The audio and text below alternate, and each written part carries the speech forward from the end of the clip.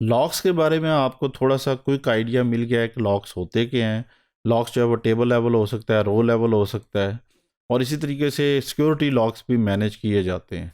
अब हम डिस्कस करते हैं कि लॉक ऑफ लॉक्स क्या हो सकता है, यानी डेड लॉक क्या हो सकता है। अगर एक चीज़ ने एक को लॉक कर दिया तो किसी दूसरी चीज़ जो है वो किसी और को लॉक कर देगी, और इस तरीके से हम डेड लॉक सिचुएशन में जा सकते हैं।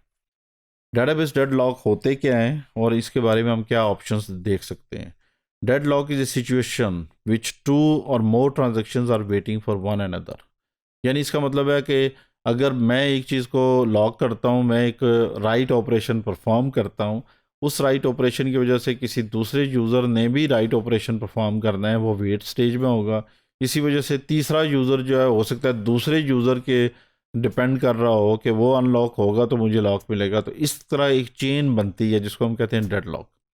दूसरा ये होता है कि हम ये भी देखते हैं कि हमारे पास अगर क्रॉस सेक्शंस में डिफरेंट ट्रैफिक चल रही हो, तो एक वन वे ट्रैफिक है और दूसरी साइड पे भी ट्रैफिक आ रही है, और ये क्रॉस पे या एक चौक में हम देखते हैं कि एक गाड़ी ख़राब हो जाती है, तो जो लेफ़्ट टू राइट वाली गाड़ियाँ हैं वो भी रुक जाएंगी, और जो टॉप टू डाउन या नॉर्थ टू साउथ पे गाड़ियाँ आ रही हैं वो भी रुक जाएंगी। उनके रुकने की वजह से जो उससे पिछली क्रॉस आएंगे वहाँ पे भी गाड़ियाँ रुकना शुरू हो जाएंगी।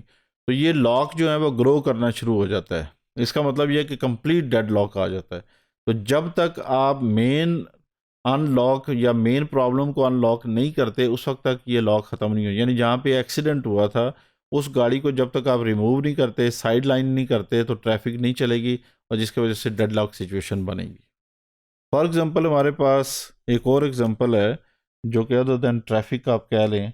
इसमें हम ये देखते हैं कि हमारे पास लॉक्स कैसे बनते हैं। ट्रांजैक्शन T1 ने एम्प्लॉय नंबर 1000 पे एक ट्रांजैक्शन परफॉर्म किया। टाइम उस वक्त फॉर एग्जांपल हमारे पास 12:10 था हमारे पास। लेट्स सपोज हम इसको 12:10 कह देते हैं।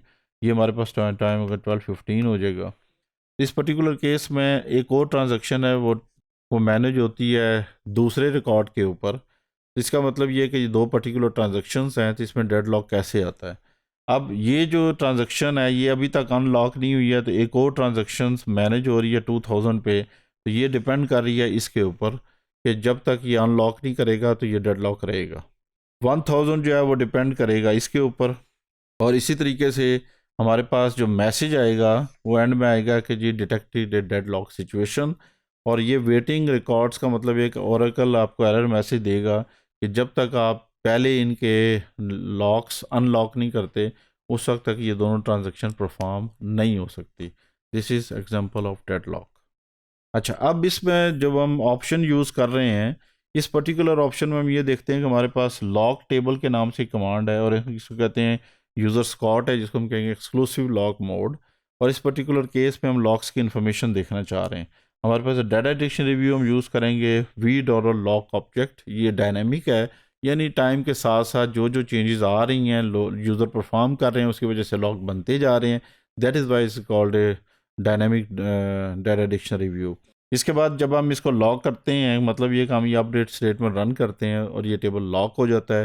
How to put in the share mode, और इसी तरीके से हम कहते हैं lock table depth in share mode. इसका मतलब ये है कि इसको हम रीड ओनली सिलेक्ट पर्पज़ के लिए इस्तेमाल कर सकते हैं, डाटा की इन्फॉर्मेशन देख सकते हैं, जबकि लॉक इन्फॉर्मेशन DBA यहाँ से देखेगा और सिचुएशन को देख के वो यूज़र से कॉन्टेक्ट करेगा कि इसको अनलॉक करे, या फोर्सफुली DBA खुद इसको अनलॉक कर सकता है।